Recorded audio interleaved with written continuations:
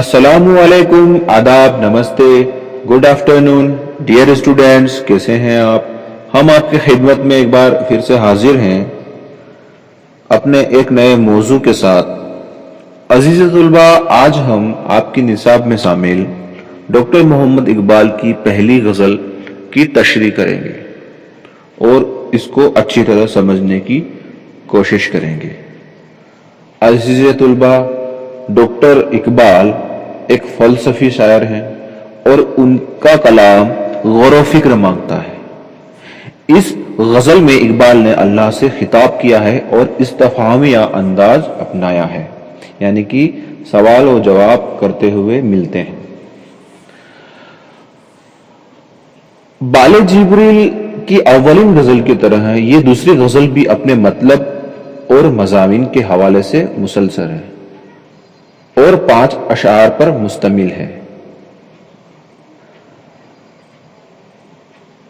آئیے اب ہم ایک ایک شعر کی تشریح اچھی طرح سے کرتے ہیں۔ پہلا شعر ہے: اگر کجروہ انجم آسماں تیرا ہے یا میرا، مجھے فکر جہاں کیوں ہو جہاں تیرا ہے یا میرا۔ اگر کجروہ انجم آسماں تیرا ہے یا میرا، مجھے فکر جہاں کیوں ہو جہاں تیرا ہے یا میرا۔ غزل کے پہلے شعر میں اقبال خداوند عز و جل سے مخاطب ہوتے ہوئے کہتے ہیں: اگر ستاروں کی چال درست نہیں تو اس کے لیے مجھے تو سزاوار نہیں ٹھہرایا جا سکتا کہ آسمان کا مالک بھی تو تو ہی ہے، تو نے ہی تو اس کائنات کو بنایا ہے، اور اس پر جگمگاتے ہوئے ستاروں پر بھی تیرا ہی اختیار ہے، یعنی کہ ستاروں کو بھی تو نے ہی بنایا ہے۔ بے شک تو ہی قادر و مطلق ہے اور میں تو ایک عاجزہ لاچار بندہ ہوں۔ اس جہاں کی فکر بھی مجھے نہیں بلکہ تجھے ہی ہونی چاہیے کہ یہ جہاں یقیناً تیرا ہی پیدا کردہ ہے۔ یہاں انجمن سے مراد انسان ہے۔ اقبال کہتے ہیں کہ دنیا کے اکثر لوگ تیری مرضی سے پر نہیں چلتے، یعنی ہر طرف برائی ہے، لیکن یہ جہاں تیرا پیدا کردہ ہے، سو میں تیرے سامنے سر تسلیم خم کرتا ہوں، اے اللہ تو ہی مالک ہے، جو تو کرے تیری مرضی۔ یعنی کہ یہاں پر ایک عجیب استھتی بن گئی ہے اور غور و فکر کی ضرورت ہے اس شعر کے اندر۔ علامہ اقبال اس شعر میں اللہ سے مخاطب ہیں اور سوال کر رہے ہیں کہ یا اللہ، یہ دنیا تو نے ہی بنائی ہے، کائنات، ستارے، یہاں تک کہ قسمت، سب تو نے ہی بنایا ہے، اور اگر اس دنیا کے اندر کوئی ہنگامہ ہو رہا ہے، برائی ہو رہی ہے، کوئی غلط باتیں ہو رہی ہیں، تو اس کا ذمہ دار میں نہیں تو خود ہی ہے۔ اب علامہ اقبال اشاروں کنایوں میں سوال کر رہے ہیں کہ یا اللہ، اگر تو نے ہی اس دنیا کو بنایا ہے تو پھر برائی بھی اگر پھیل رہی ہے تو اس کا ذمہ دار کون ہے؟ میں تو نہیں ہوں۔ یعنی کہ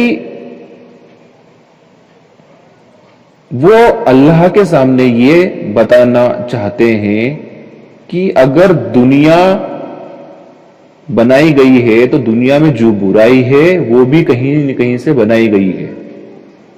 شک و شبہ کی بات آ رہی ہے اور یہ کہہ رہے ہیں کہ اے اللہ تو ہی تو مالک ہے اور جو تو کرے تیری مرضی۔ یعنی کہ اگر یہاں پر ہر انسان اپنی مرضی سے جی رہا ہے اور تیرے کہنے پہ نہیں چل رہا ہے، قرآن و حدیث کی روشنی میں اپنے کام نہیں کر رہا ہے، تو مجھے تو کوئی فکر نہیں ہے۔ یعنی کہ علامہ اقبال کہہ رہے ہیں کہ مجھے اس دنیا کی کوئی فکر نہیں ہے، مجھے اس دنیا میں اگر غلط ہو رہا ہے تو میں تو چوپ خاموش ہوں، اور میں نے تجھ پہ ہی چھوڑ دیا ہے، کیونکہ یہ دنیا تو نے ہی بنائی ہے اور تو ہی ذمہ دار ہے، میں کسی کو سمجھانے والا نہیں ہوں، میں صرف خاموشی سے دنیا کا تماشا دیکھوں گا اور دیکھتا رہوں گا۔ عزیز طلباء، دیکھا آپ نے پہلے شعر میں کتنی حکمت کی باتیں چھپی ہوئی ہیں۔ اللہ سے مخاطب ہوتے ہوئے بھی وہ انسان سے مخاطب ہیں، ایسا لگ رہا ہے جیسے وہ اللہ سے مخاطب ہیں۔ لیکن حقیقت میں وہ انسان سے مخاطب ہے کہ وہ حقیقت میں کیا کر رہا ہے اور کس کام کے لیے اس دنیا میں اللہ نے اس کو بھیجا ہے اور وہ کس کاموں میں مبتلا ہو چکا ہے۔ اور علامہ اقبال پوری طرح سے کہتے ہیں کہ میں ایک غور و فکر کرنے والا شاعر ہی نہیں، فلسفی بھی ہوں، اور میرا کام ہے آپ سب کو آگاہ کرنا کہ اللہ نے تم کو دنیا میں کیوں بھیجا ہے۔ اسی لیے استفہامیہ انداز میں، اشارے کنایوں میں وہ اللہ سے مخاطب ہیں، لیکن ہیں وہ قوم اسلام سے اور لوگوں سے۔ وہ کہہ رہے ہیں کہ آسماں، قسمت، کائنات یہ میں نے نہیں بنایا ہے، یہ اللہ نے بنایا ہے، اور اللہ ہی جانتا ہے جو دنیا میں ہو رہا ہے۔ ایک طرح سے علامہ اقبال کا اس غزل میں درد جھلک کر سامنے آتا ہے۔ آئیے اب دوسرے شعر کی تشریح کرتے ہیں۔ اگر ہنگامہ ہائے شوق سے ہے لامکاں خالی، خطا کس کی ہے یا رب، لامکاں تیرا ہے یا میرا۔ اگر ہنگامہ ہائے شوق سے ہے لامکاں خالی، خطا کس کی ہے یا رب، لامکاں تیرا ہے یا میرا ہے۔ شاعر اس شعر کی تشریح بیان کرتے ہوئے یہ کہہ رہے ہیں، یہ لامکاں، یہ فضائیں تیری دستر میں ہے، یعنی کہ تیری پناہ میں ہے۔ اس کے باوجود اگر یہاں تجھ سے بے انتہا محبت کے اظہار کرنے والے نہیں تو اس کی ذمہ داری بھی اے خدا تجھ پر ہی ہے، مجھ پر نہیں۔ اے اللہ، اگر لامکاں میں عشق کرنے والے موجود نہیں، یہ تیری حکمت ہے، کیونکہ لامکاں بھی تیرا ہی ہے، یعنی اللہ نے فرشتوں کے بجائے انسان کو اپنی محبت کی دولت عطا کی ہے، اور یہ بڑی فضیلت ہے۔ یعنی کہ اس میں علامہ اکبر پھر سے اشارہ کنایوں میں بات کر رہے ہیں اور اللہ سے مخاطب ہوتے ہوئے قوم اسلام اور لوگوں سے مخاطب ہیں اور کہتے ہیں کہ یا اللہ، کہ لامکاں بھی تو نے ہی بنایا ہے، اگر وہاں کچھ مخلوق اس طرح کی ہیں جو تیرا حکم نہیں مانتی ہے، جیسے ابلیس، اور اس نے اللہ کی نافرمانی کی تھی جس کی وجہ سے سارا واقعہ رونما ہوا ہے، تو وہ کہہ رہے ہیں کہ اگر دیوی دیوتا یعنی فرشتے، راکشس، جن جنات، یہ سب لامکاں میں ہیں اور وہاں بھی ہنگامہ ہے اور اس دنیا میں بھی ہنگامہ ہے، تو یہ سب تو نے ہی تو بنایا ہے میرے مالک و مولا۔ اور یہ کہہ رہے ہیں کہ لامکاں میں بھی اراجکتا ہے، یعنی کہ وہاں پر بھی کوئی خوش نہیں ہے، اور اگر وہاں بھی تجھ سے بے انتہا محبت کرنے والوں کی کمی ہے تو یا اللہ تعالیٰ یہ لامکاں بھی تو نے ہی بنایا ہے۔ اور تھوڑی سی انسانوں کی بڑائی بھی کر رہے ہیں کہ اگر فرشتے اور جن آپس میں لڑتے ہیں اور کہتے ہیں کہ ہم اللہ سے محبت کرتے ہیں، تو یہ ایک طرح سے انصاف کی بات نہیں ہے، کیونکہ جو ماحول لامکاں میں ہے وہ دنیا میں بھی ہے، لیکن پھر بھی دنیا میں اللہ سے محبت کرنے والے کم نہیں ہیں۔ علامہ اقبال کی اس شعر میں، اس غزل کے شعر میں بہت کچھ غور و فکر کی بات ہے، اور یہ سمجھنے کی بات ہے کہ وہ بس اتنا ہی کہنا چاہ رہے ہیں کہ یا اللہ، اگر جنت میں بھی لڑائی جھگڑے ہوتے ہیں تو پھر وہ بھی تو نے ہی بنایا ہے، یعنی کہ کہیں بھی سکون میسر نہیں ہے اور کہیں بھی اللہ کے حکم کو طریقے سے ماننے والے نہیں ہیں۔ بس یہی درد ہے علامہ اقبال کا۔ عزیز طلبہ، آئیے تیسرا شعر پڑھتے ہیں اور اس کی تشریح کو سمجھنے کی کوشش کرتے ہیں۔ اسے صبح ازل انکار کی جرأت ہوئی کیوں کر، مجھے معلوم کیا وہ رازداں تیرا ہے یا میرا۔ اسے صبح ازل انکار کی ضرورت ہوئی کیوں کر، مجھے معلوم کیا وہ رازداں تیرا ہے یا میرا ہے۔ بڑے غور و فکر کا شعر ہے۔ عزیز طلبہ، شاعر اس میں کہتا ہے، ابلیس نے جو تیرے احکام سے رو گردانی کی، یعنی کہ انکار کیا، تو اپنے مقام پر یہ سوال پیدا ہوتا ہے کہ آخر اسے انکار کی ضرورت کیوں کر ہوئی، یعنی کیسے ہوئی، اس نے تیرے حکم کا انکار کیسے کیا؟ اس لیے کہ ابلیس تیرے وابستگان خاص میں سے تھا اور تیرا رازداں تھا۔ اس صورت میں یہ کہہ سکتا ہوں کہ اس ساری صورتحال کا تعلق مجھ سے نہیں تھا، بلکہ تجھ سے اور صرف تجھ سے ہی تھا۔ اے اللہ، ابلیس نے تیرے حکم کے خلاف کام کیا، یعنی کہ آدم کو سجدہ کرنے سے منع کر دیا، لیکن یہ تیری مرضی کا تقاضا تھا کہ دنیا میں آدم کے ساتھ ابلیس کا وجود بھی ہو۔ تو نے ہی ابلیس کو آزادی دی، لیکن تیری حکمت کے سامنے سر تسلیم خم کرنا میرا فرض ہے۔ یعنی کہ یہاں پر بہت بڑی بات اللہ تعالیٰ سے کی جا رہی ہے کہ میرے اللہ،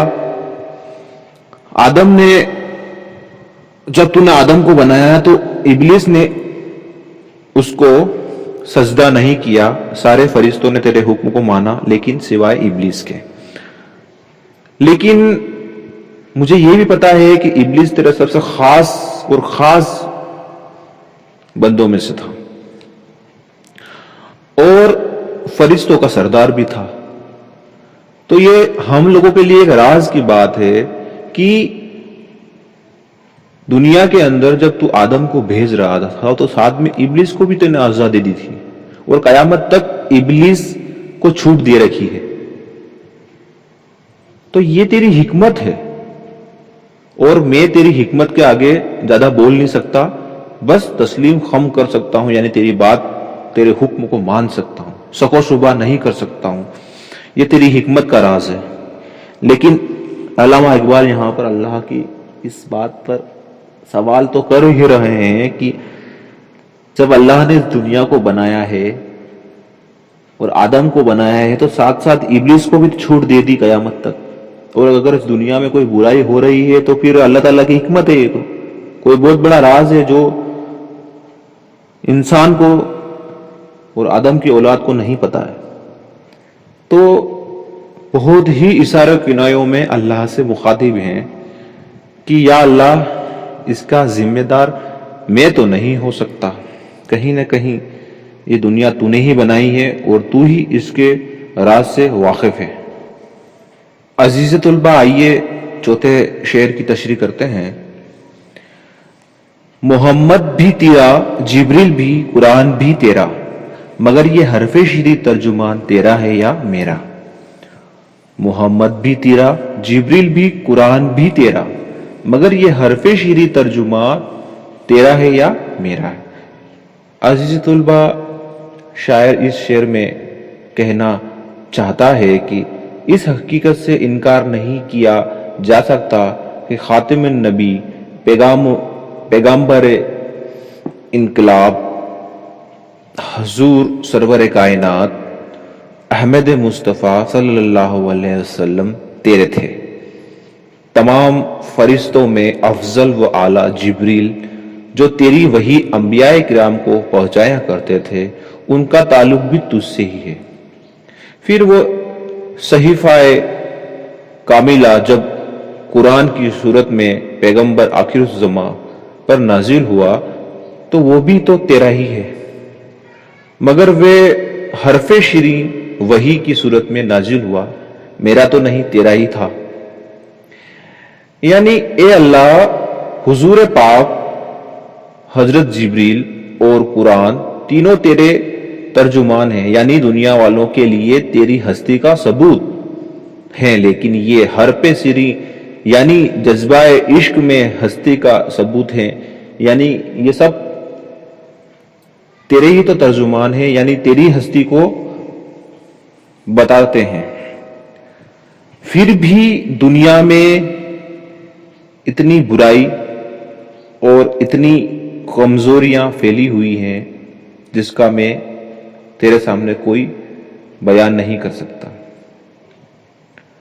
اور اتنا سب کچھ ہونے کے باوجود بھی اگر دنیا میں برائی پھیل رہی ہے تو اس کا ذمہ دار میں نہیں ہوں، کہ تو نے ہی اس دنیا کو بنایا ہے، اور اتنے اتنے انبیاء کرام اور رسولوں کو، جبریل اور آسمانی کتابوں کو نازل کرنے کے بعد بھی اگر استھتی سدھر نہیں رہی ہے، حالات جس کے تس ہیں، تو اس میں کہیں نہ کہیں کوئی نہ کوئی راز ہے، کوئی نہ کوئی حکمت کی باتیں ہیں جو تیرے سوا کوئی نہیں جان سکتا، اور میں تو صرف غور و فکر کر سکتا ہوں لیکن خاموشی کے ساتھ۔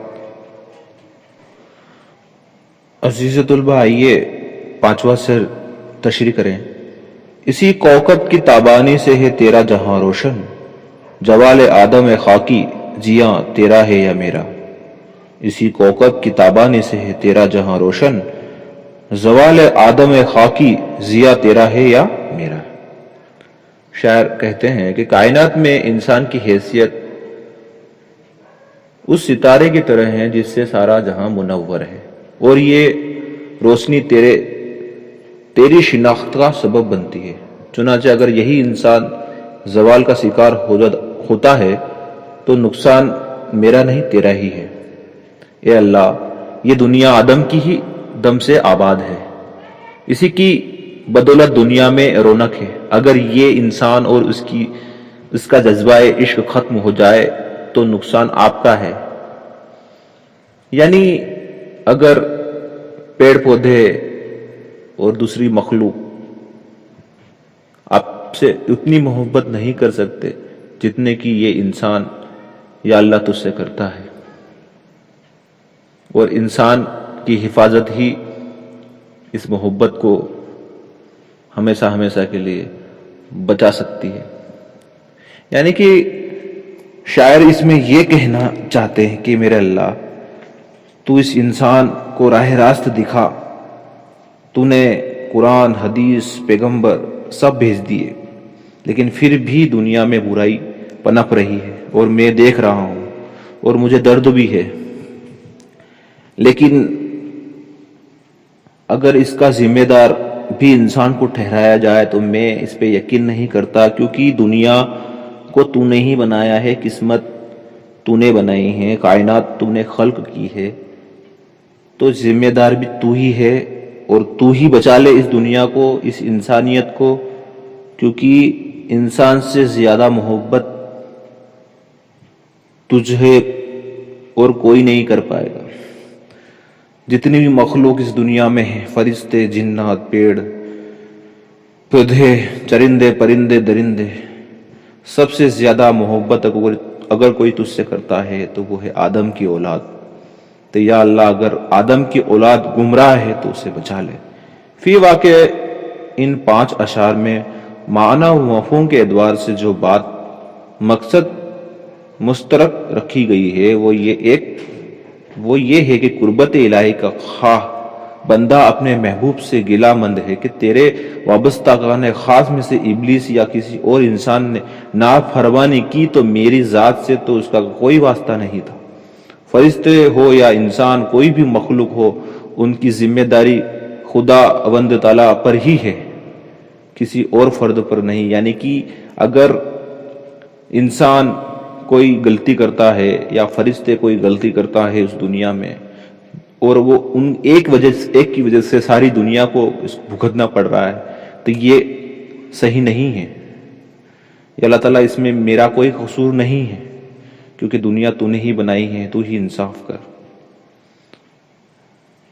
اس طرح سے علامہ اقبال کی یہ غزل مکمل ہوتی ہے۔ میں امید کرتا ہوں آپ کو سمجھ میں آیا ہوگا، اور اگر تلفظ، املا، جملہ میں کوئی غلطی ہو رہی ہو تو معاف کرنا، قرأت میں کوئی غلطی ہو رہی ہو تو معاف کرنا.